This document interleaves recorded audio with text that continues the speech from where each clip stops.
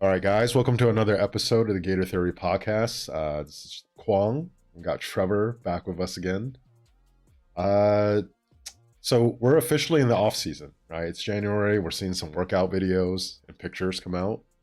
Uh, we're getting hype videos. This is a swamp. We'll talk about that. We'll talk a little bit about the 2027 recruiting class, specifically. I think things that I would personally like to see, like strategies, if I was going to attack it, how I would go about it, and we'll just see where this topic takes us. All right. So Trevor, how are you feeling? How are you feeling Mhm. about the state of Gator football heading I into the think, season? I'm cautiously optimistic. We've been here before. I mean, I thought we were going to the playoffs last year, with the offseason. This is the Oh swamp God, videos. They were doing a really good job, hyping me up. But God. I think I watched that back this morning actually, and obviously Well, offseason started January 12th you was watch the a first you workout. watch a Billy Napier one? No, I Okay. watched the beginning of the Billy one just to compare, but Yeah. I watched the Summerall one today, Yeah. and it's been almost 2 weeks since the first meeting of the offseason, and I think, man, it's hard not to be excited. I don't know if you saw, it just got posted online, but the video of that corner committing, Yeah, he dude. tells You're he you're did it at you're junior you're. day. And, Oh, it did not just get posted. It's been posted for like a day now. You just need to keep up. uh, You need to keep up with the man, I news just saw faster, it. man. I guess, Yeah. but Johnny just about tackled him in the bottom of the O'Connell Center Yeah. there. I think it's hard not to be excited. I think that kind of energy, comes from the top down. You have a guy like that who's fired up to win, and Yeah. you know, obviously there's a lot of news right now about them not wearing the logos, that kind of attitude where you have to earn everything and play to a standard. I think it's Yeah. hard not to be excited about watching that dribble down to the players. Yeah. Yeah, I would say besides Muschamp, no other Gator coach since I've been following Gator football has the same kind of just like energy and passion that comes through every time, and it's exciting, right? Because when your coach is and it's genuine, right? It's not some like Mhm. fake Mike Norvell nonsense. You get excited. It's contagious, right? Like Urban had this. I don't know. I remember. So I was in ROTC, and when Urban was around, right? So wearing my old uniform, Urban would come talk to you. He's like, "Oh, you guys are." Back then, the military was held in pretty high regard, and he was like, "Oh, well, you guys, just like what we strive with the football team, you guys should strive to be the top 1% of the top 1%." And a lot of it is just like that kind of stuff. Personally, I'll be honest, Urban, he's kind of like this, like he's kind of a dick, Yeah. right? And like we loved him because he was good and he's a killer, right? But he wasn't very particularly likable or really like energetic, right? And like what he brought in though was this just like this edge. And there's a difference, right? Like it's not. I'm not saying Summerall doesn't have an edge, but it's like passion. It comes through. It's genuine. He's actually likable. Not saying like Hmm. Urban didn't have a lot of players that still like him, but Summerall is definitely like a player's coach, right? And the contrast between watching that and then like the Billy Napier, this is a swamp from 2 years ago is crazy because Billy is over there with his glasses, right? Like talking, he's like, so right now we're getting into our off-season phase, and the off-season phase, this is where, and you have to talk slower. This is where we start building character, and as we're building this character, you're going to see it translate onto the field and in the fall. And it's like it's literally feels like he's talking maybe like 30% slower, and it just lulls you to sleep. And I'm like, what the hell was I thinking back then? Because I was defending this guy. I'm like, there's a process. I like what he's doing. He's got a recruiting. There are certain stuff that where I like, but just from an energy standpoint, it's not even close, right? So I think a lot of people are in your shoes. They're like, I'm ready to get hurt again, or I'm almost ready to get hurt again. I know I shouldn't do this, but I'm kind of on board. But we're skeptical because we've been hurt. We've been hurt over and over by Over and half of the over. Yeah. coaches. But we can objectively say though, right? This is different from Billy Napier. There was a lot of hype with Mullen. Uh, and Mullen, when he first started out, said a lot of the right things, right? So To be fair, I can't say that things are more promising than when Mullen first came around. With Billy, it Hmm. was pretty apparent right away. You know, he was moving really slow with the recruiting class, right? Like we had a lot of players who we were excited about. The rumor was, well, not the rumor. The reality was he was making them send in workout tapes, and then he was just taking his sweet ass time doing everything from hiring coaches to everything else.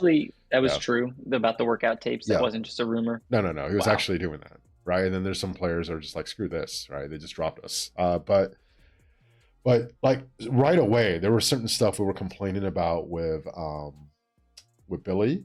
Mullen, there wasn't really anything that noticeable until we got into the season, and really it was recruiting, right? And like recruiting, when you have a transition class, you just don't have enough time. And back then there was there was no NIL. You're not talking about the transfer Hmm. portal. He literally just comes in. He has like 3 weeks to close a recruiting class, right? So if he didn't do well, we can't really blame Mullen for that, right? So uh, the hype was pretty high with Mullen, and then with Mac, the guy was just weird. The guy was just weird. Same thing, like the recruiting class. It was kind of mediocre, right? But we just don't have much to go off of because you with that short of amount of time, you get hired in December. And back then, I think the signing class was February. Actually, he did have a lot of time, right? I just Yeah, there remember used to be like, more but time. but the excitement. The last time we were this excited was for Mullen back in I want to say like the off season of 2017 to 2018.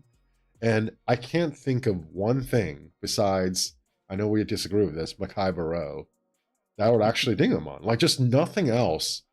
I would be like, you know what, you made a mistake. It doesn't make sense. I think you should have kept Barrow, but we'll talk about that during the probably recruiting a little bit more on why I think so. So I'm hyped. Anything else you saw in that video that you want to talk about? It was 34 minutes. Yeah, it's Yeah, a great video, man. It really gets you fired up. I yeah, can't wait for yeah, kickoff. But I think you can even because I watch every This Is the Swamp, and so yeah, Billy had one every couple mm, weeks, and yeah, they always include the speech that the coach gives to the team in the on the Monday meeting. yeah, And yeah, man, there's that podium, and Billy stands there, and he's got his glasses, yeah, yeah, and I just they showed in the most recent episode Johnny's first day speech when they flew him to campus when he yeah, got the job, but while yeah, he was still Coach Tulane, yeah, and he's pacing the room, yeah, screaming. And yeah, I mean, right before that, they show clips of him. Hi, nice to meet you, Dallas. Like I've heard a yeah, lot about you. He's talking yeah, to yeah, Dallas Wilson. yeah, He's like, he grabs him. He's like, I yeah, want you to stay. Like I yeah, need you, yeah, guys yeah, like you. yeah. Let me coach you. Like come, I want to like coach you. fire me Yeah, up. yeah, yeah, And then he's pacing this room, and he's like, look, this yeah, is gonna be hard. And if you don't want to play to win and earn that Gator logo, like yeah, leave. Like yeah, he didn't say that, but that's what he's implying. It's like, man, in an era where people are moving around so much, to have somebody who's like, look, this is what we're doing, and you know what?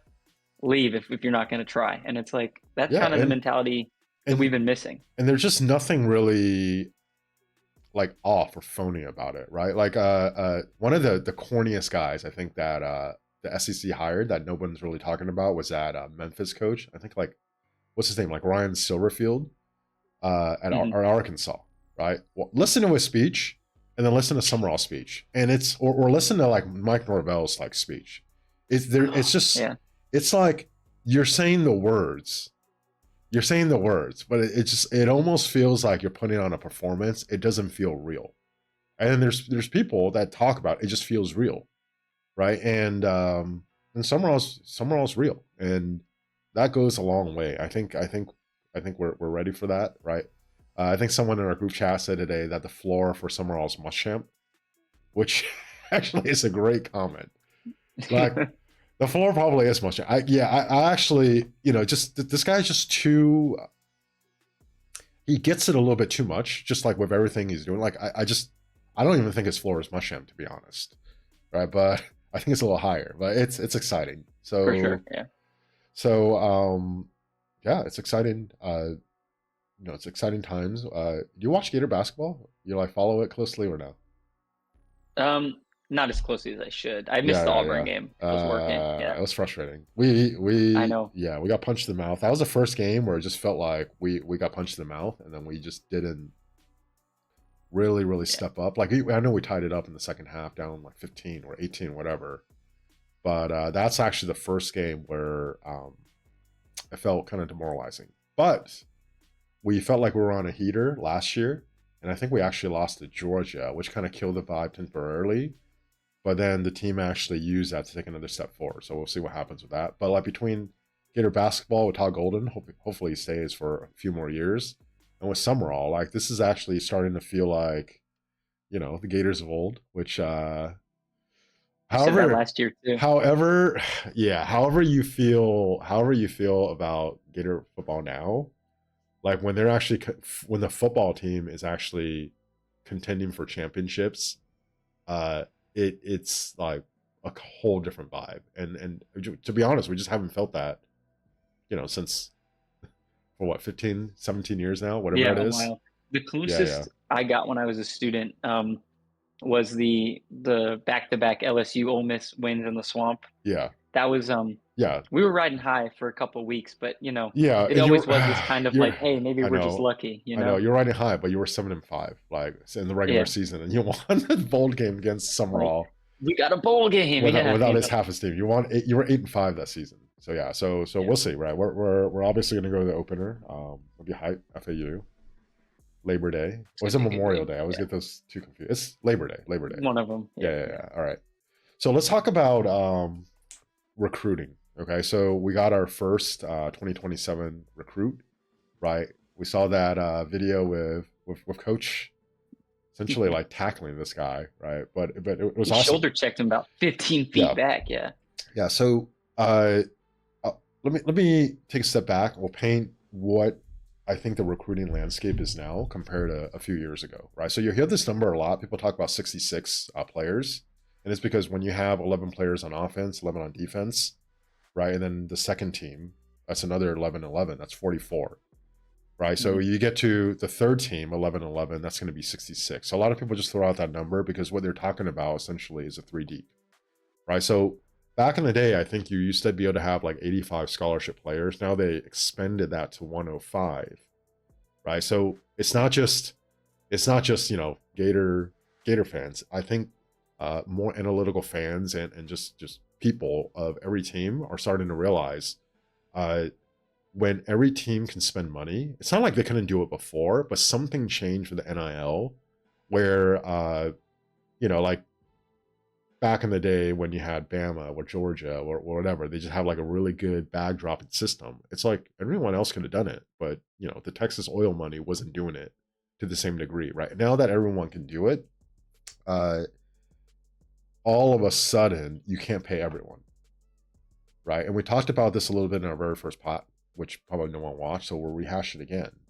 right? But when you essentially have a 1-year free agency over and over, and then even then, when you sign a contract, apparently it's no good, right? People can tamper, and then you can Darian back out of Mintz's it. 2-year contract. Yeah. Yeah, like all of a sudden, the importance shifts dramatically towards your money actually being able to contribute to your roster this year. Like that's by far the most important thing, right? So if you have money on a player, let's just say, for example, Keelan Russell. Okay, so Keelan Russell was a top, I don't know if he's a top 3 player, but he's a very high 5-star quarterback that signed with Alabama this past season. Okay, by all accounts, he was actually the third string quarterback, right? Ty Simpson was the starter. I forgot the name of the backup, but then Keelan Russell, true freshman, was actually third string. Okay, I don't know what he got paid, but whatever the hell he was getting paid, it was literally just dead money that went to waste. Right now, you can Mhm. make a case because he didn't transfer somewhere else. Right, I'm sure people try to get him that maybe that money was worth it. But let's just say he got paid, I don't know, $2 million, which for a super like 5-star plus like quarterback like that, going into last year where people weren't as aware of the uh, kind of like the structure of how you should be doing NIL and everything. Let's say he was getting paid $2 million, right? Jordan Seaton, who LSU just signed, supposedly was opening his bid at about $2 million, right? You could have gotten a top flight left tackle from the transfer portal for that money, right? I think like Jaden Woods was being offered somewhere like 1.5 to 2 million. It's probably too high, right? But let's just say 1.5. You couldn't have gotten like a Jaden Woods. You could have gotten players that can actually play for your Hmm. team, as opposed to Keelan Russell. Okay, so I think the biggest change, in my opinion, uh, as far as how we value players, is going to be quarterbacks, right? Because if you think about just like all the best quarterbacks ever, true freshmen, can you think of one true freshman quarterback that actually was like really good? Tim Tebow. He was a bat. I Well, mean, he came in he as was a like a backup, battering but ram. yeah, Yeah. Right. So not really yeah, a quarterback. packages. Yeah. Right. So I would actually say for most players that probably the ceiling that you can expect from a true freshman quarterback will be something like what you got at a DJ. Right. Didn't Trevor Lawrence? Yeah, that's what I was going to Was that say. his true freshman year? The Yeah. exception is Trevor Lawrence. So I think, Yeah. and he was ridiculously hyped coming out of high school. Which, by the way, Aaron Philo broke his high school passing record. I think out of Georgia, but he was ridiculously hyped. Like the hype was through the roof. They actually had a decent starting quarterback. His name like Kellen Clemens, not Kellen Clemens. I forgot what his name was, but started for 4 games. I think like 4 or 5 games. Did okay.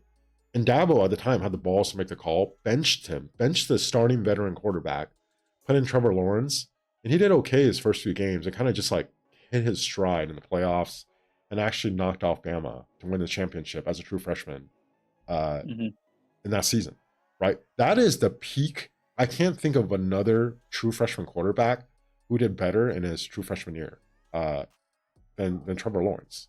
And then you got the next tier is probably DJ, who didn't start, right? Who came in because of an injury and was kind of like up and down, had injury, and then just kind of like caught fire towards the end of the season. And there was a lot of hype going into the next season, right? But for $3 million or $4 million, whatever DJ was getting, is Like that three worth and it? change, I believe. Is Yeah. that worth it? Because just think of all the other players you could get, right? Like instead of that, and you could what you can get for a proven quarterback for that money, right? You have to just keep in mind too. This budget just keeps going up more and more. So like $4 million and for 2027 is not the same spending power as $4 million was for 2024, right? That Hmm. was a lot more, right? So I think for quarterbacks, you're going to see a huge change, right? Like, what are these 5-star quarterbacks going to do? Because if you go to a top school, you're not going to start, right? Because if you're starting, you're actually probably more than likely a negative at that position, as opposed compared to say someone like 3-star that has some tools. That's a third or fourth year player who's actually like mentally developed and can play the position. Who's not really like still learning the position now, right? And who you could get for probably like half or a third of the money, right? So Hmm. from a value standpoint for that season, you almost always want to just lean towards the player, the upperclassmen, right? And I saw this, I think yesterday or today. Tramel's contract supposedly is structured for where he's getting paid a certain amount, but there's a lot of incentives for if he wins out the starting job, right? So if he ends up becoming the Hmm. starter, he gets paid a lot more, right? But if he's a backup, well, I would much rather spend money on Tramel and then incentivize the deal to be like that. Like I could bring in 3 Tramels, right? May the best man wins, and if you win, you get a huge bump up in your NIL pay, right? But if you don't, you still get a good like pay as a competitive backup. And then if the starter gets hurt, right, then you have an opportunity to step in, right? Like that kind of like deal makes a lot more sense. I just don't know how like a super 5-star quarterback like Keelan Russell, right, or Bryce Underwood at Michigan, or DJ Lagway, or whatever is like. How do you actually sign this guy, and how much do you pay him? How do you value that?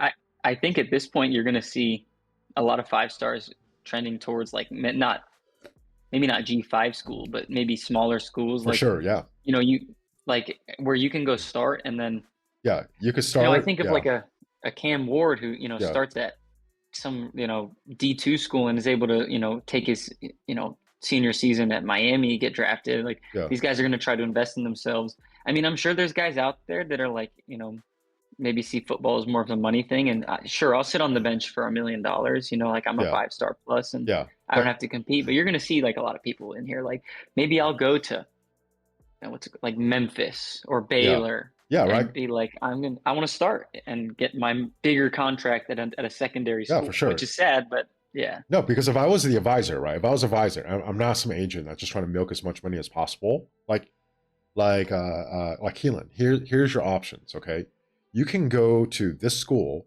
right, and get a bigger contract, a much bigger contract, but you're not going to start, right? Once you go to the school, you get a big contract, you don't start, you are almost forced to have to transfer after that first year, right? Because if you're not ready by the second year, which at like a top school like Alabama, it's debatable whether you're gonna as a true sophomore even be able to start, right? Your overall market value is going to go down by that second contract, and then now you're going to have to transfer, and you're going to make a lot less. Or you can, for example, go to say like school like I don't know, like Memphis, right? Where you're so talented and then the level of competition is lower that you're probably going to be the best quarterback on the team.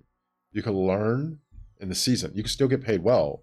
But if you have a good showing, right now you actually have tape and you show a lot of promise, right? That second contract, where, a school like Miami or whatever could throw like upwards of, Or yeah, John whatever. Mateer, Yeah, John right. They'll, Mateer to they'll throw money Oklahoma. at Yeah. you, right? And that's almost like the best route to go. Or uh, you literally need to dramatically change like how you view your value relative to like 5 years ago and how we view 5-star quarterbacks, right? You might actually sign a deal, kind of like what Trammell did. Is it's a reasonable deal where it's not essentially too much of a cap hit on the team. Now, if you somehow did great and you end up winning out, right? And as a coach, I'll promise you, everyone gets a fair chance. Best player wins. Then you could get paid a lot more. But your deal isn't so crippling to the team that we almost have to like get rid of you or severely like lowball you in the future if you're on the team, right? So like before, everyone's trying to stockpile 5-star quarterbacks. I think it's not as straightforward now. I think you will see more 5-star quarterbacks go play for like not as prominent schools, or the deal they sign will have to be very, very different. And it's almost like this position that used to be very valuable, but because of the ability to transfer every year, um, it almost has become like one of the least value relative to star position like on the field for me, right? Like there's just very little chance that any quarterback, even like a top flight 5-star quarterback, is going to actually be good. Right? There's just so few examples of this. Whereas if I start pointing out, say, like true freshman wide receivers or true freshman running backs, right? How many of those, even 3-stars, like Jaden Ball as a true freshman 3-star running back, like was really really good. Well, actually like starter Mhm. level good, and then like just got better throughout the season. And or like Malachi Tony, right? Like I could just name I can name so many running backs, wide receivers every single year that they're ready to actually be your number one right away, and then there's just so few quarterbacks, right? Yeah. So next, let's actually go to we'll just stay with the offense, right? And I already kind of like touched on this: running backs and wide receivers, right? How would you want to recruit versus like when like how will we balance pulling someone from the transfer portal, which there's so many good running backs and receivers in the transfer portal too, Mhm. versus just bringing in a recruit? I think I'll start with running back because that's, I think, easier probably. Yeah, Um, I mean, obviously, Jaden Baugh player is any player like him is generational, right? But I think he's got a really high ceiling. But I think the floor of the position, especially at like a big school like UF, is like you're never going to do worse than Montrell Johnson or you shouldn't, like right? Yeah, you just there's shouldn't. always going to Yeah, be there's always a surplus of dudes that can run the football, especially in yeah, the state of Florida. yeah, At a high school, it's one of those positions where you can start earlier. Like you don't have to learn, an entire offensive play sheet like a quarterback. So I think at the end of the day, like some guys just have that knack. Like hand me the ball, let me run duo. I'll go left or right depending on where the linebacker is, and they just have that feel. I saw Jaden Ball do that in the spring game his freshman yeah, year, right? Just like he had a feel for it. So you can get guys like that, and I mean he was a 3-star. Like to me, with running back, I want to recruit yeah. based on size and speed, right? So I like, and this is just a personal thing, like I like a big dude more than I like a Whoa, like chill, a chill. yeah, yeah, yeah. Yeah, More than I yeah, like I think Evan Pryor is yeah, a good example of kind of a speed yeah, running yeah, back, and I just don't think like sure, if you hit the hole, you can get out there and run 40 yards faster than anybody else, but Yeah. it's the SEC, and I think at the end of the day, you're going to take hits and you're going to have to go through contact, and I just don't think that those kind of players can survive in the SEC. Yeah.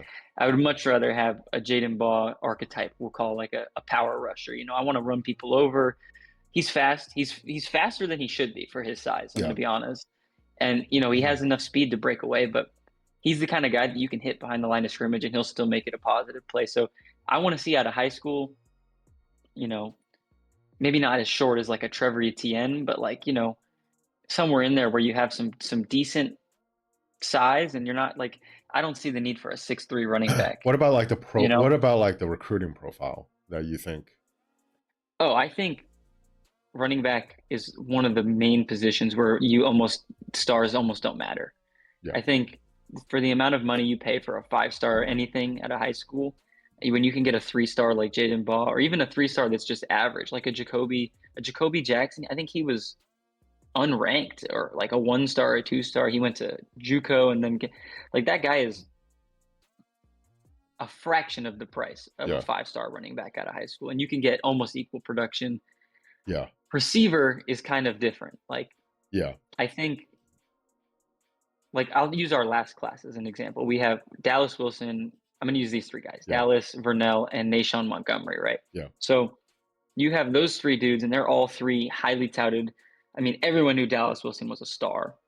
Yeah. Vernell kind of slid under the radar, I think, nationally, but I think Gator fans were aware. And then, Nashawn, I think on some sites was the highest ranked of the three. No, not Deshaun. No, No, he. it was Vernell ranked over Dallas? Because I know Dallas Yeah, wasn't our top on 24/7. Vernell Yeah. was ranked higher. I mean, and then like I don't know, it's kind of weird, right? Like then Dallas was Yeah. higher, and then after Dallas like flipped and committed to us, I think some of these They recruiting knocked him sites back down. they Yeah. redid their rankings, and Dallas was no longer a 5-star. Right, so for Yeah. a while we're saying But I like, oh, think, we have 2 5-star receivers, and now we have yeah. technically like one. So I think, Yeah, that class was kind of top heavy at receiver. yeah. We had those three guys. And I mean, you went 2 for 3. And I think when you have a player like Dallas or Vernell, Oh, we picked up I my mean, boy Muiz Tankara that class and too. he was like a 3-star. Yeah. Yeah, But, yeah, um, but when you go 2 for 3, right? Like I'm sure we paid a lot of money for Dallas and Vernell and oh yeah, Nashawn probably as well. So it's yeah, like with receivers, I think it's more important to get those higher ranked guys. yeah, I think running back is a hard position to judge and for these recruiting sites. And I think with receiver, you see the physical tools a little more yeah, easily on high school tape. But it's so tough, mhm, right? Because like as yeah, much as I want to say, yeah, man, drop the bag if you're going to get Dallas Wilson, it's like sometimes you end up with a Nashawn Montgomery, and it's like that's kind of yeah, a waste of money. yeah. So let's take a step back, right? So I think we talked about the quarterback. I think we're in agreement. I actually don't want to see us take a 5-star quarterback, Yeah, at this right? point, I don't. Unless Yeah. you can somehow structure the pay where it makes sense. But I just don't think we're at a point yet where enough people realize that. Uh, and then then also you're starting to compete with say like a G5 team or something that might just want to make that splash recruit like they're the prize of their class.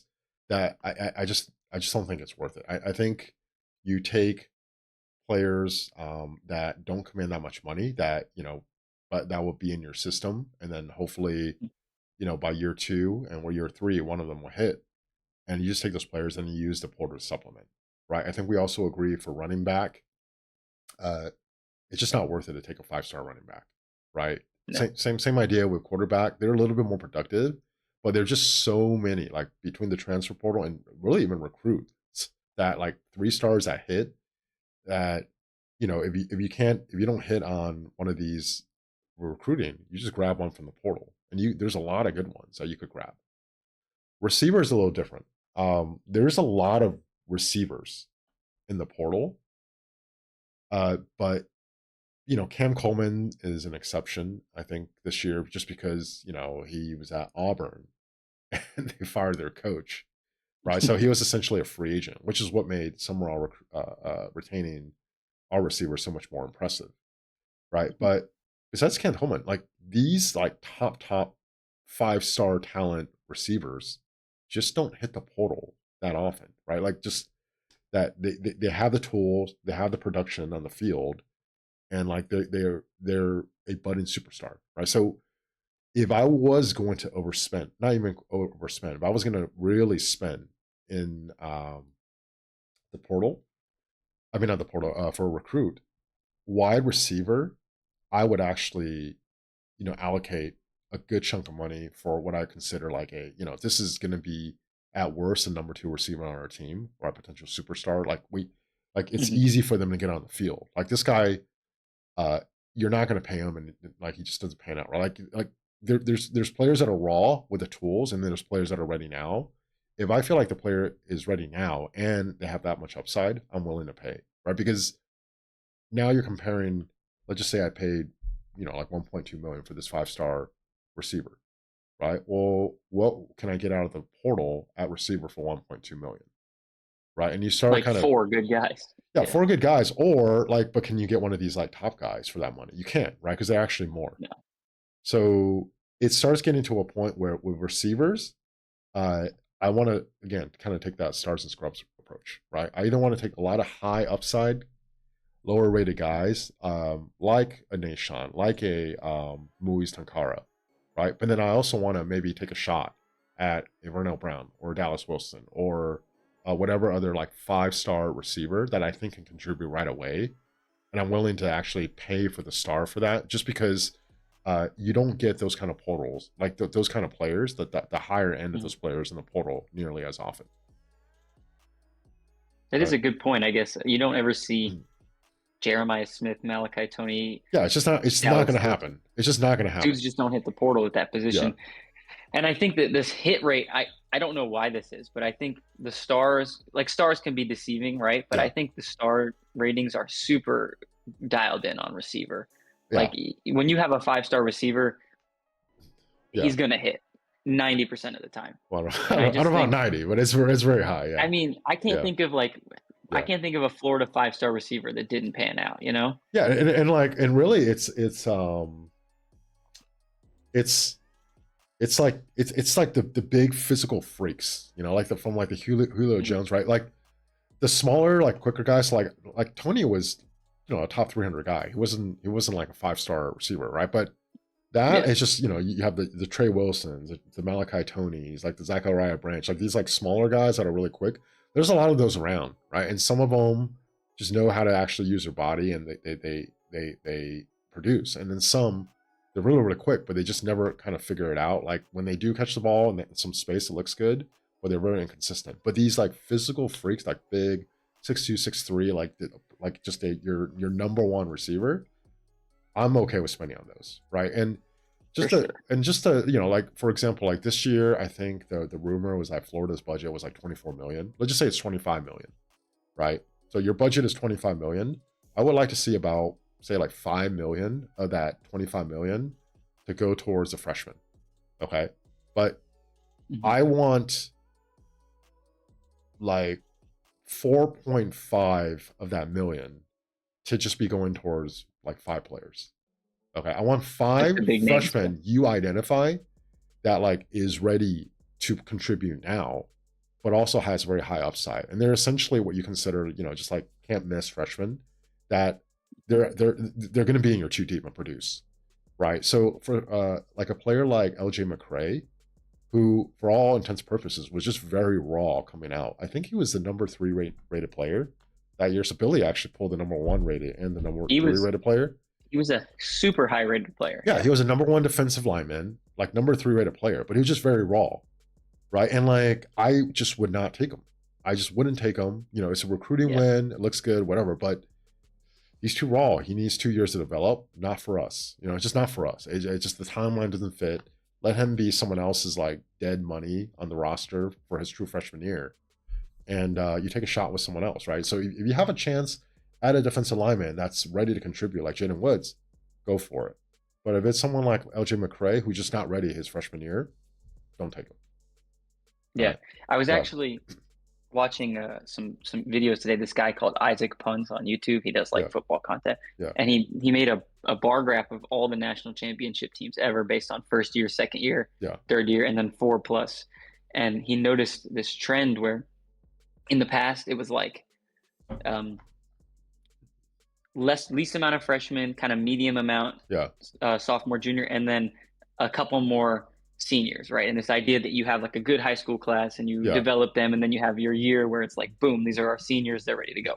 And then starting with 2019 Clemson, I think it was, or around the time that the transfer portal began, and then you start to see this U shape where it's a bunch of seniors and then a bunch of freshmen, and Yeah. there's kind of this dip in the Yeah. middle. Yeah. And Kurt Signetti, by the way, his graph at Indiana, it's ridiculous. It's Yeah. like 50 seniors. So Yeah. this idea that like we're pulling in portal dudes that are upperclassmen, graduate students, Yeah. and then stars out of the high school recruiting. And Yeah. from there, like we can build our depth with whoever. But that like let's get experienced old players, and then let's get young phenoms. And I mean, it worked Yeah. for Sig. Yeah. So Yeah. Like if it was me, I would, and this, whatever, the stars are the stars, right? But I would literally, if I had 5 million that's going to go towards recruiting, 4.5 million of that should just be going towards identify like day one like contributors that also have like superstar upside, and then the other like 500,000, you can split it up amongst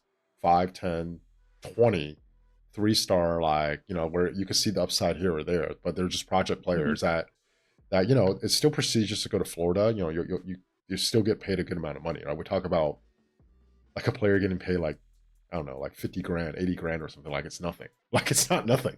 It's still a Yeah, good chunk of money for a high school kid, right? And then like come here, develop, and I think that's the way I would like to go, right? But the days of your average like star rating, and then you took like 25 people, and okay, you didn't get any of those like surefire superstar 5-star players, but you got a lot of good upside players, and some like it's just I think I I just don't think that's the best allocation of money for now. Okay, uh, no. but I do want to I talk. just think Yeah, that it's go ahead. like that strategy. The only problem is that recruiting is not in a vacuum. So if you Yeah, have these high upside guys and you're not willing to pay them very much money, they're just going to go somewhere else if they don't really. Obviously, well, you're going to have your glue guys, your program guys, but there's a yeah, significant number of kids that are like, screw that, I'm going to Bowling Green. They're going to pay me 200K. yeah, yeah. I mean, but then let them go, right? Like go for it, No, right? But there's enough where you could take like intriguing like 3-star players, and you know what? This is where if I had to give Billy a job, you're in charge of recruiting mm-hmm. 3 stars. undervalued 3-stars that actually like can turn into very productive players. He'd be perfect. He'd be perfect. You could take your sweet ass time doing your eval, right? I just need you to hit on, I don't know, 30% of them, and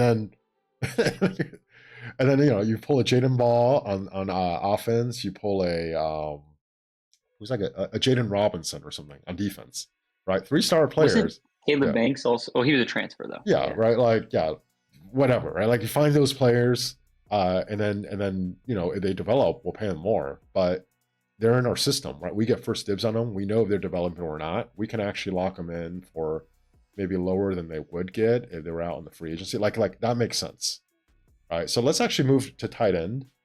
Tight end is, in my opinion, where I would actually spend the most money, like be most willing to spend um, on a like can't miss 5-star recruit Out of high school. out of high school, because really really good tight ends are almost like non-existent in the portal, right? If you think Mm-hmm. about it, like the number one rated tight end I think in the portal this year, I forgot his name, but he was from some small school, and it was okay, but I didn't look at him. I was like, oh wow, like, this guy's a beast, right? Like it just you get you not. I'm not saying there's not tight ends in the portal, but just like I made the point that these top receivers don't go in the portal. The top tight ends go in the portal like even less. Yeah. So I mean, I can't think of any tight ends in the portal other than Hayden Hansen and that one guy from that small school. I can't remember his name either, but yeah. tight Well, end yeah, is tough for me. I think yeah. Now I, it's tough. I tight have a ends, lot to say it's about tough, tight right? ends. Because it takes a while to play the position, right? So usually like the top tight ends that come in, they're already like good receivers, right? They can already catch the ball, but there's way more to learn in that position. You have to be able to block. But the reason why I'm willing to spend like I ID like a 5-star tight end and spend on that, it's because if you get them, you're the chances of you being able to get one in the portal is very low. And even if you do, the bidding war that you'll have to get into is going to be through the roof just because of position scarcity, right? So Hmm. that's one where, okay, maybe you could supplement it with like some, solid players, but then you want to actually take very hot, like solid portal players. But I think it's worth it to take a very high upside, ready to contribute now tight end if you can find one, and then just blow a lot of your budget at it. It's just one of these positions where if you want to have good tight ends, I think you have to do it through recruiting. Way harder to do it through the portal. I just the problem I have with tight end is I feel like it's kind of a like the days of the Kyle Pitts experience. No, I don't think that's the tight end's role in the modern hold on, SEC. hold on.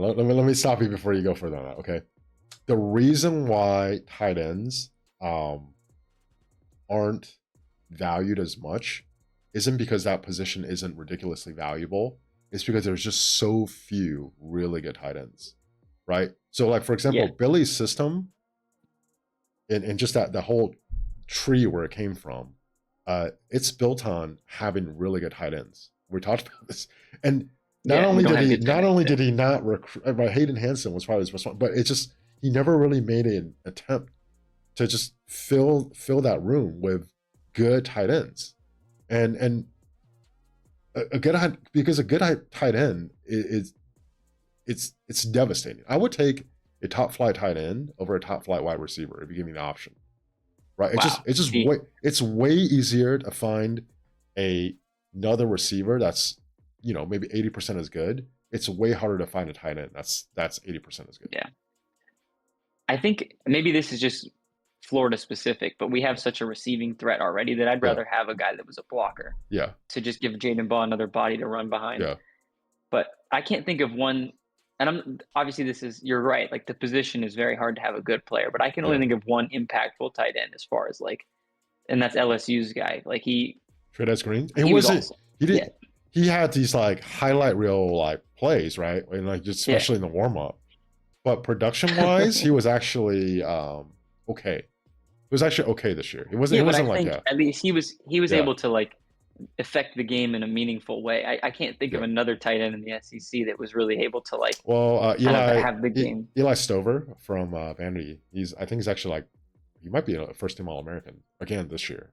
If he wasn't last year already, like he's probably going to be like a probably like top 3 round pick. Yeah, He's in. If he wasn't first team All American this year, probably like second team. So he's really good, yeah. right? But it just and Yeah, maybe this is just me kind of like playing like I like air raid, and I yeah, just feel like you already have enough receivers. And obviously, like we're not going to have Dallas and Vernell and all them yeah, forever, but I like to picture a Florida where we consistently have yeah, 5-star receiving threat and a powerful running yeah, game.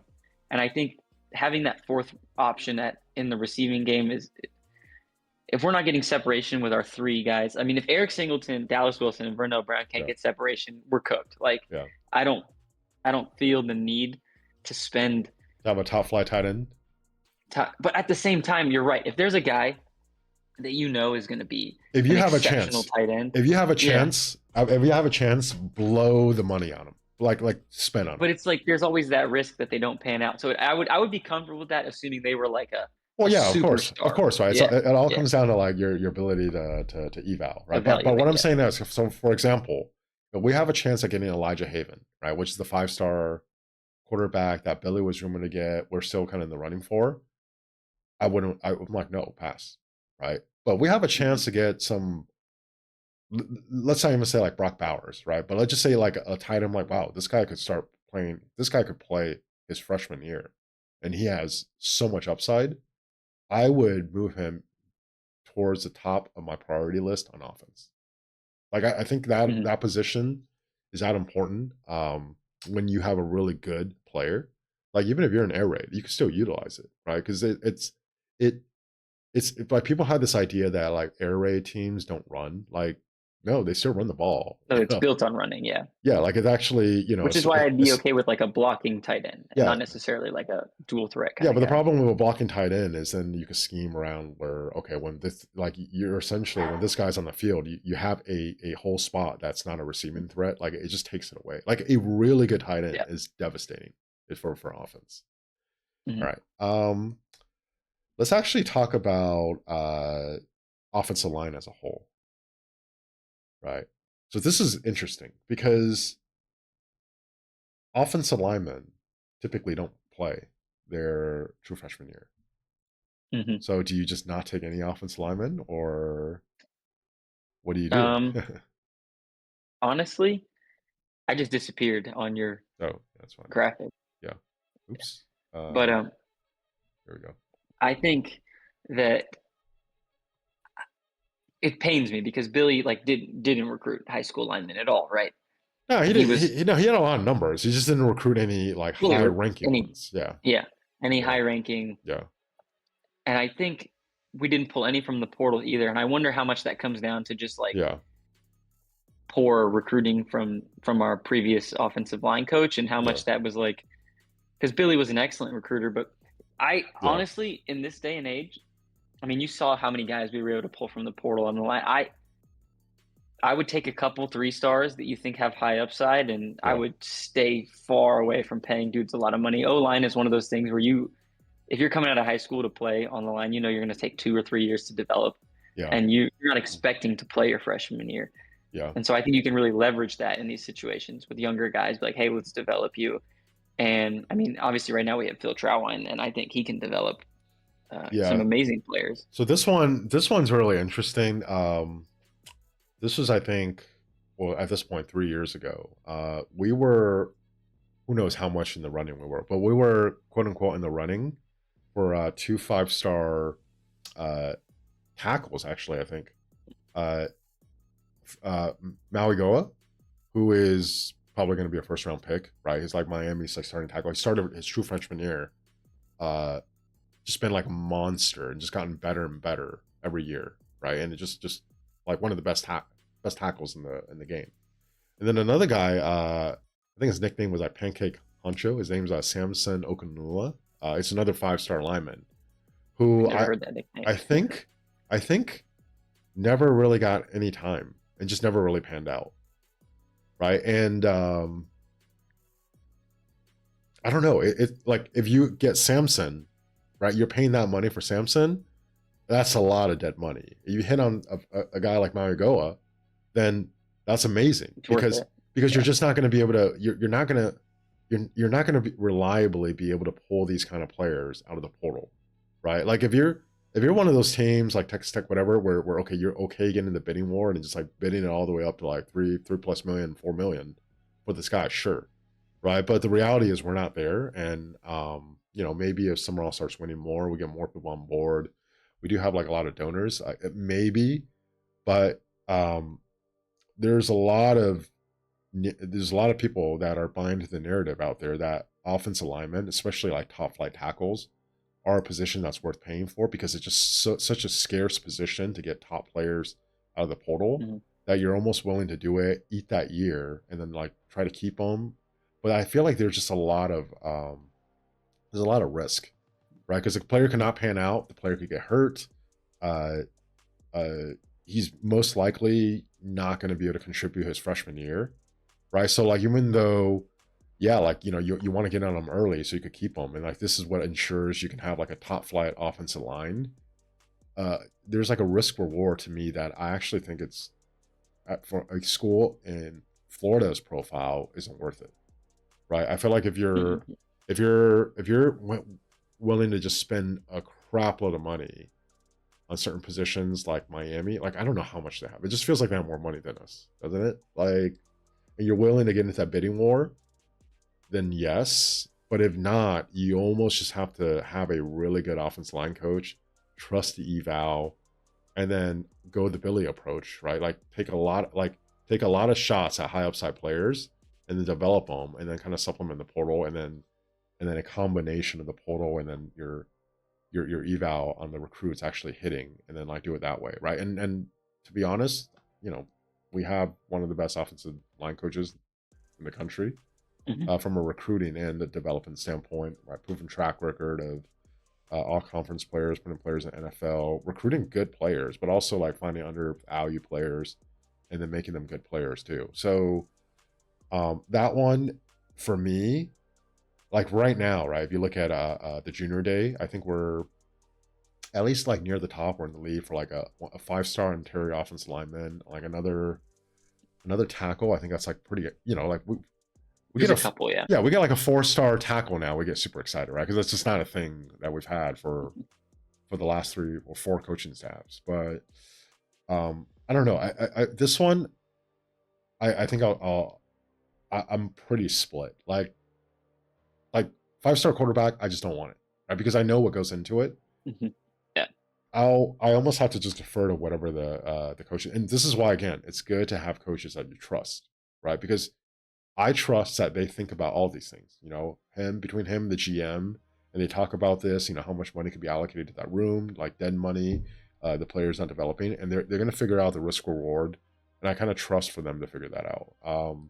But having said that, I'm a human being, right? So I could say what I think analytically would be the best. If we pull a 5-star offensive lineman, oh, I'm going to be hyped. I mean, through the roof, right? Like, even it's like, oh my God, this guy's probably not going to play his freshman year, right? But it's still going to be super exciting just because we haven't had one in so long. Yeah. And I think too that we're kind of like, because Rob Sale was the O-line coach under Napier, right? Yes. And he just one of many O-line coaches under Napier that we have. Well, yeah. And it's just like, yeah, I almost applaud the strategy, right? The idea of bringing in a bunch of high upside guys, but I think maybe unfairly we blame Billy for not bringing in top talent when it was really lack of development that kind of screwed us over at that on the line. So maybe we see something out of Phil Trautwein where it's like the same level of talent being brought in, but a higher upside on the development. I mean, it's also hard to say. Like, I mean, who's to say that the offensive line wasn't developed? Like, what was our offensive line bad? Yeah. Right? Because if the defense knows which 5 plays you're going to call, right, and then DJ can't throw the ball like within the window when he's supposed to throw, and he starts scrambling, and you don't know where deer in the headlights DJ is like running, and then you have a holding call. It's like, is he going left? Is he going right? What's he doing behind? Yeah. Right? Like you can make the offensive line look bad. I honestly, I'm not sure if our offensive line, even this last year, was that bad. Or right, like I know that's a narrative out there. I don't know. They were okay. Yeah. I don't know. I think they were serviceable. I mean, Jaden Ball had 12,000 or 1,200 yards. Like they were able to. I feel like because there's the numbers. There's the numbers on for our run game all 4 years, whatever, under Billy, right? Or 3.5 years when he was here, which we're okay. We're not like a top Russian team. But I think for most people that watch, right, like wow, like the split between Billy's run game, the plays that he comes up with, the run on the for the run game versus the passing game, there's a huge difference. And it's like the running he did do, or right, like Jaden Ball, it's like you're running into a disadvantaged situation and you're still semi like effective for the most part. I don't think any of the 4 years Billy was here, we had like a bad running game. We weren't a bad running team. And part of that is you have to have a competent O-line to be able to run, right? They have to at least be decent. Just because the offense was overall not good and like the running numbers weren't good, it never really felt like our running game was not good. It just felt like it was kind of a victim of the overall offensive play calling scheme, whatever you want to call it. Whereas I think what we had this year should be the floor of Florida O-line performance. Yeah, like it wasn't. We didn't lose games. Well, Now there's a difference, right? You contrast that with Mullen. We literally sucked. We just sucked at running for his last 2 years there, right? Like Kyle Trask, his last year here, we had no running game. We had no running game, which is what made what he did more impressive because essentially uh, teams just play drop. They just play drop eight. They just dropped eight every time. They weren't worried about running game. Like we could run into, we could try to run into a team that's playing, like drop eight. And we still couldn't run the ball, right? And he had like almost like no time. We had Gene DeLance on our right tackle who maybe like 30-40% of the time just straight up got beat almost right away, and like pressure is coming down on Trask almost right away. It was so bad. That offensive line was so bad, and Trask just made it work, right? But like I don't think we really saw that. Like remember Damian George at right tackle, his first year here, that was bad, right? But once they moved him off of that, I think that might have been his Billy's second year or first year here, right? For the most part, the offensive line was functional.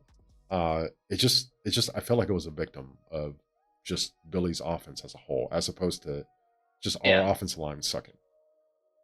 So what are your thoughts?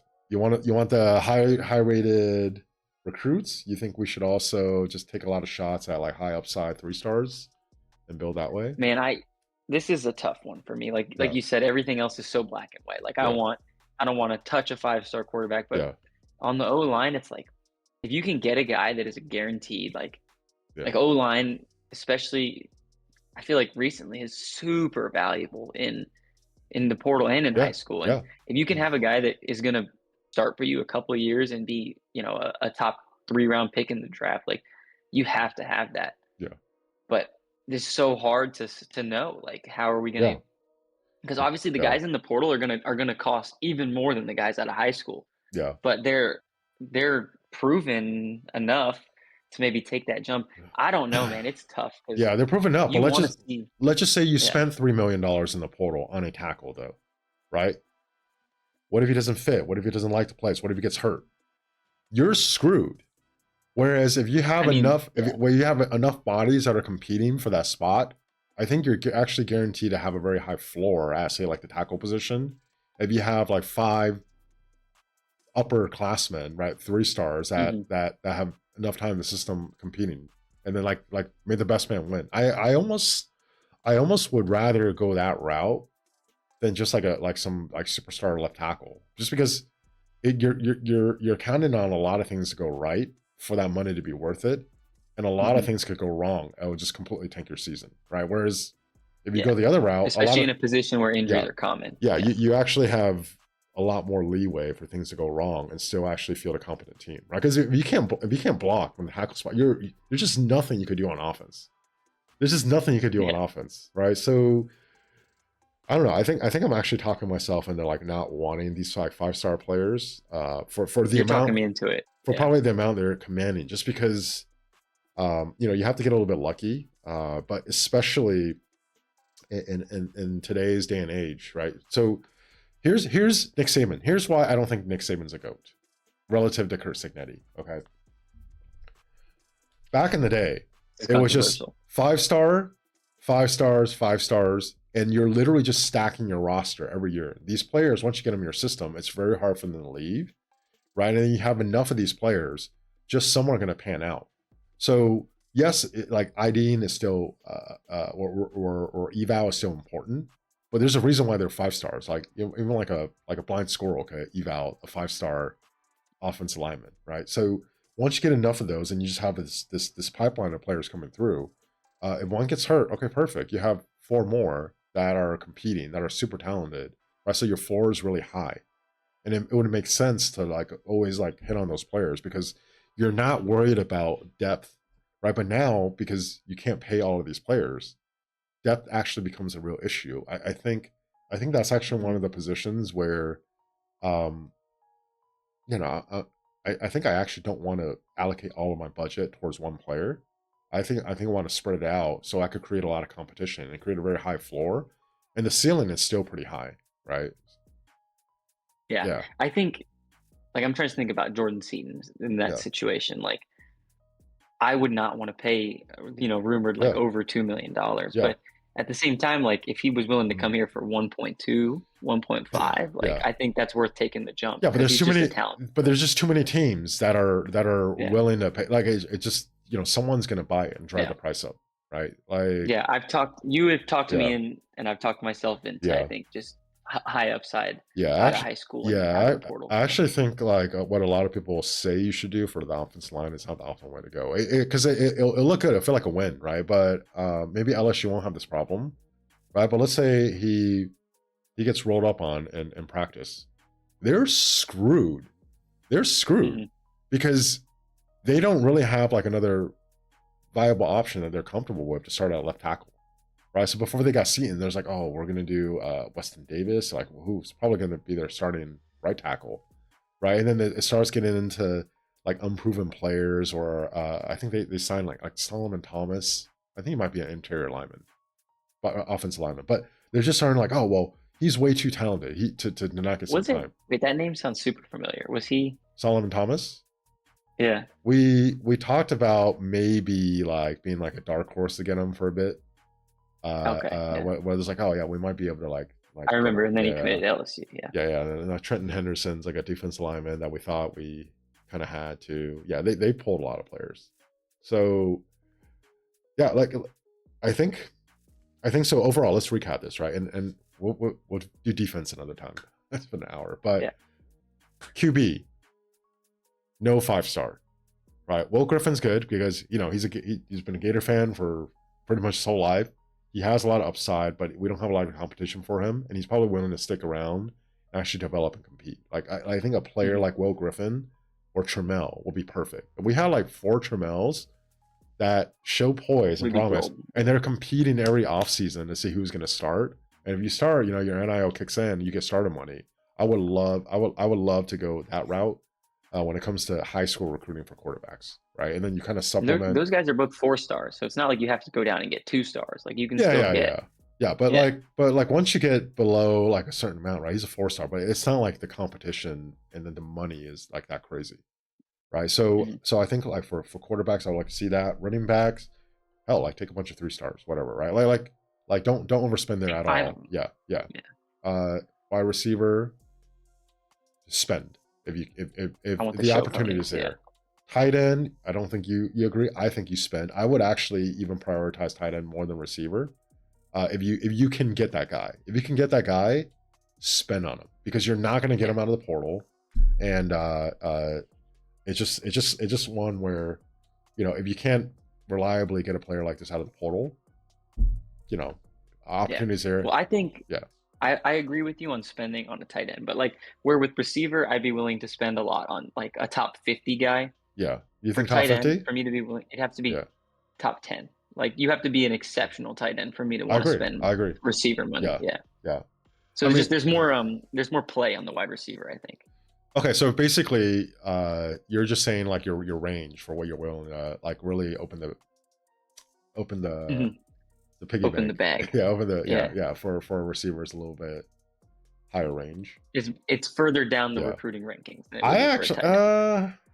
I say I wouldn't, because once you start going further down, why not just take a guy from the portal? True. Right. So it all Let's say depends on how let's much it costs. All yeah. depends on how much it Yeah. costs, right? But I feel like there's enough movement with some of these like receivers that aren't like the very very top tier, that you could still get them at quote unquote like a budget. You don't have to like way overpay for them, right? But if you're talking about like You can Ken get a Coleman, Mizell. well, not even Yeah. Mizell. I'm talking about like Singleton, right? I Mm. mean, I mean, how do we just? I mean, yeah, we have connections, whatever, right? But like a player of Singleton's caliber, I feel like a Badger, like a Ricky Pearsall, like a DK, like a whatever, right? Like they're really good. Like they're top flight number 2 receivers, and you can make a case that they're like good enough to be like a number 1 receiver, right? Hmm. Um, how much should we have to pay to get them? There's just so many of those, right? But they're not number 1 receiver, which is why Dallas was ranked higher than BB3, because Dallas he It's like showed enough 6'2". he showed enough flashes where like if this guy just stayed healthy, right? If he just stayed healthy and played the whole year, uh, you're not going to get a guy like that out of the portal. You're just not, right? Like, or else you're going to have to pay Cam Coleman money probably to get someone like that. So Yeah. So I think, Yeah, yeah, but I think when I say top 30, I think I mean like, or top 50 or whatever, I yeah, mean like top 50 options. okay, So between high school recruiting yeah, and your transfer portal, you have that big board of yeah, options. Like yeah, anyone on the top 50, whether they're out of high school or the portal, yeah. I'd be happy with throwing the Ultimately, bag. it all comes Tight down end, to how much it costs. All comes down to yeah, how much it costs, right? But if it's like yeah, if the which money's is there, hypothetical. but I'm willing to pay top of the line money for a like players I consider like a can't miss 5-star receiver. Um, For sure. but once you get into that next year, like Grossi, I wouldn't pay him. Like No, you I may give agree. me Grossi or Singleton, I'll take Singleton every day of the week. Right? For sure. You could argue one has more upside, but I want proven production. I'll take Badger over Grossi. I'll take DK over Grossi. I'll take Ricky over I or take a lot of people over him right now. He's yeah, got no, yeah, he's yeah, unproven. right. Yeah. And he's like a what? Like I think the new rankings came out. I think he was ranked like 50 something or 60 something like that. Right? It's just hmm like if I could get him for the right price, sure. But that's like that next tier receiver. I'm out if I have to pay. I would take proven production in the portal. Yeah. I Yeah. guess I'm just saying there's more A tier receivers than there are A tier tight ends Oh, for sure. That's why you open the coming out bag. of, That's yeah. why you, Which is like, so yeah, I'm willing to pay a lot for an A tier tight end, but there yeah, might only be five of them. yeah. But if you have a And shot at one, yeah, if you have a shot at one, and it's like, oh, this guy's not worth. No, like pay it because because you're not going to get one out of the portal. And if he hits, like the advantage and like the weapon you have relative to everyone else, you just I feel like it's worth it. It's almost like uh in fantasy football, right? There's years where it was Travis Kelsey, and then like the next guy is like Mark Andrews, or something like way further down, right? So like Kelsey, Mhm. uh, you could actually make a case depending on how like the scoring's done. Like he might even be like a first round pick, right? Whereas like you won't take another tight end until maybe like the fourth or fifth round. So like if you have a shot, like open it up, like pay him, like pay him Mhm. because the position scarcity is worth it. And then O line, I think we talked ourselves into the spread it The out scrubs. strategy. But again, I'll trust the coaching staff, and if we get a 5-star O line, I'm not going to be upset, right? No. If we pulled Elijah Haven, I'll be like, yeah, we pulled a 5-star, but like in my mind, I'll know like it probably wasn't actually good overall for the team for the next year, even though the optics look good. I wouldn't Yeah. be. It's like you just borrow money at very high interest, so it feels like you have a lot of money now, but it's gonna come due like down the road where it's gonna hamper you What somewhere I worry else. with Yeah, when you take a guy like Elijah Haven yeah, is he's not starting yeah, that freshman year, and I mean like a guy like Will Griffin who's a very high upside. You have Aaron Philo yeah, for more eligibility. You have yeah, Trammell who's also yeah, like at a certain point it's just like you're throwing like you said high interest. Like yeah, at best he starts in 2 years and you pay him several $1 million to sit for 2 years, yeah, and at worst he just leaves and you waste it all. And yeah, it almost feels weird to be like, yeah, I yeah. don't want a 5-star quarterback, but I want a No, Fernando Mendoza from Cal. Like yeah, he's exactly. not that highly ranked, but he can get it done. Yeah, no, I totally agree. And 5-star quarterbacks are sexy, right? I think we still have a little holding on to a lot from the previous era, but it just that's a position I think the value changed the most with the current landscape of NIL and transfer portal. Yeah. Yeah, All right. because you have to pay a lot for Yeah. those guys at the top. Well, you used to, right? So I think there's going to be a shock, and you're going to see. I think the value is going to be readjusted. Like none of this stuff is like rocket science, right? If we could think of this, other Mhm. people that especially people that do this for a living, should be able to think of it. And then, I mean, but at the same time, Miami yeah, just gave Darian Mensah a whole bunch of money, yeah, but so Mensa's they don't different. seem to have that. Well, yeah, but Yeah, Mensa isn't an unproven guy. He's had 2 years of like proven productivity. mm. You know, Yeah. Okay, so you're talking yeah, about yeah. like straight fresh out of I'm high talking school guy. about Yeah, 5-star fresh, like true freshmen, like out of high school quarterbacks that you're looking at bringing. at this point, yeah. Yeah, it's not worth it. I take Mensa over him. I take a lot of players over Elijah Haven. Could be a great talent. It's just you know he's probably worth like 500 grand, and he's probably going to be commanding like close to two. right? Yeah. Because there's still enough people that are willing to pay for that. I think with another year, you're gonna start seeing these like super highly rated like 5-star quarterbacks either be willing to take a lot less money or go to a lower tier school, so they could take still a decent amount of money, but then also have like essentially be guaranteed to start, and then Yeah. so they don't miss out on development. Like you're not gonna see you're not going to see like LSU's backup quarterback, right? So like Hussein Longstreet is that his name? So like a pretty highly rated 5-star quarterback out of USC that was just sitting on the bench, like a pulled over, right? Like I just because that kind of stuff could just happen like way too often. You're just I don't think 5-star quarterbacks are. I don't think you'll see 5-star quarterbacks like that as often now. Like these top schools, I think they'll No. quickly figure out why did I just pay this guy to sit on my bench to be like the next guy up, and then because the starter is coming back, so he just goes somewhere else, right? Or like Deuce Knight, like why would you pay Deuce Knight? So you could just milk you for a year and then just go to Ole Miss, which is kind of weird too, right? Like why would Deuce Knight go to Ole Miss to back up Trinidad Chambliss Yeah, I unless he don't. thinks he's not going to be eligible? I don't know. It's kind of weird, but yeah. But maybe they paid him. Maybe he's just going to keep milking the bench until he finally has to play Yeah. football. Now, what I would be willing to do is I would still recruit, say, Elijah Haven, right? And then wherever he signs, just hopefully it's not here. After a year, maybe pull him out of the portal, Try to, yeah. right? Because if I like his character, I think he has the tools and he has a year, right? But now all of a sudden, I could be getting a player that could be ready to start and break out, right? But I took away that year of cushion that like that I'll let someone else eat that cost.